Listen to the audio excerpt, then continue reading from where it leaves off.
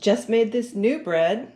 It's a nice little mix of whole wheat and bread flour, regular plain bread flour. It's kind of an experiment. We'll see how it turns out, and maybe I'll feature my how-to on another episode. But we've got in with the new bread, and now it's out with the old bread. What to do with this loaf of sourdough bread that I've had sitting around for a few days that we're not really eating. Okay, well, at Shieldmaiden in the kitchen, we definitely don't like to waste things. So what I'm thinking is we got some croutons in the making here. So let's do that.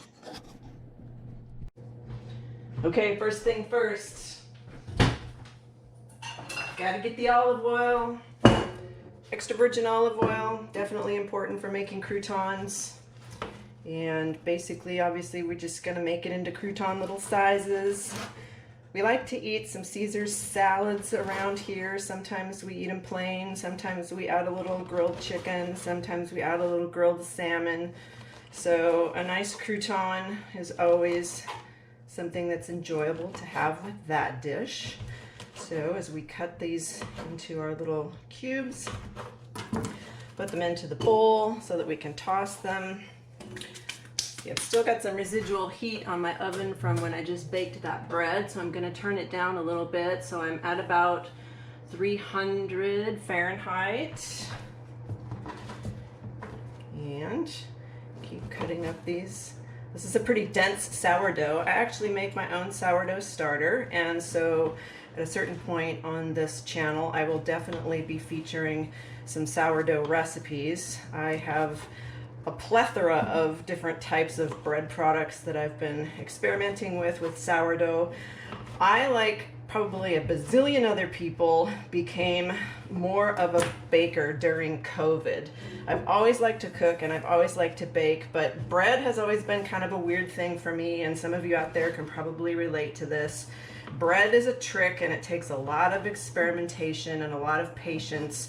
And so COVID, of course, gave us all a bunch extra time to do that kind of stuff as we were all trapped in our houses. And even here in my hometown, we kind of still are. So I've got a lot of little repertoire that I've built up. And so I'll be showing you some of those recipes, as I mentioned, as well. So we've got some cubes, and let's just give it a good healthy dose of olive oil. And I'm somebody who definitely kind of does things by eyeballing it half the time. So, you know, I like to start with good recipes. As my mom always has said, there's nothing new under the sun, which is kind of true a little bit. So you start with somebody else's recipe or something you found, and then if you're, you know, kind of a true kitchen nerd like I am, you're always looking at ways of kind of tweaking and fixing and messing with it in order to kind of create it your own or make it to your own taste or whatever that happens to be. So this is the same with croutons, and basically croutons a total mixed bag. You can just put whatever you want in there. I like to have a little bit of salt, and let's see, what do we got here? How about a little bit of granulated garlic? That ought to be nice for something like a Caesar salad. So just a tiny bit of that because it's actually pretty strong. And then I'm going to use some salt. I use definitely kosher salt. I really like it, and a lot of, I think, professional cooks also will tell you that kosher salt is generally the best for the flake quality of it and the kind of even flavor, the way it dissolves. But I also always have a nice little pinching bowl of Icelandic salt. This I bought the last time I was there about a month or so ago, and I always bring a little bit home with me because it's also excellent quality. And that's more of a finishing salt that we do kind of right at the end. So I think I'm mostly just going to do the garlic and salt today. Sometimes also I'll add a little bit of Parmesan to this as well. That also is pretty good to have on salads. So anyway, I'm going to put this in the oven and we'll let this bake for a little while and see if it can get kind of dried out and nice and crunchy. All right, just dump it out onto this nice baking sheet here, you know, your cookie sheet or whatever kind of all-purpose baking sheet that you've got. Spread them out so that they can kind of have a little bit of space, a little bit of air in between them. If you have a convection oven like I do, that's kind of a nice thing to use because the fan will help to dry things out a bit. So, you know, that's pretty much all there is to that. And then we will go ahead and put those into our oven. And I'm gonna check them, I don't know, maybe like 20 minutes or something and see what we've got. 20 minutes, time to give it a check. Okay, not really browning or anything yet. And still a little spongy there, so definitely need some more time. I think we can kind of stir them up a little bit, maybe mix them around, switch sides, and let them keep on going.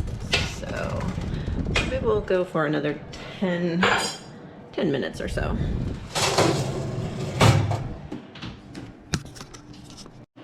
Another 10 or 15 minutes have passed. Let's take a look. Okay. Looking pretty good.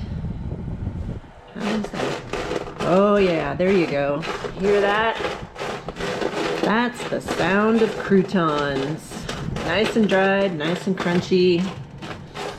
And as people in my house know, I am a fan of the crunch. So I think that's pretty good. 300 degrees Fahrenheit for about 35 minutes or so. And these babies are ready. So let's pull them off here. Turn off our oven. Nice little garlic croutons. Turn on the light.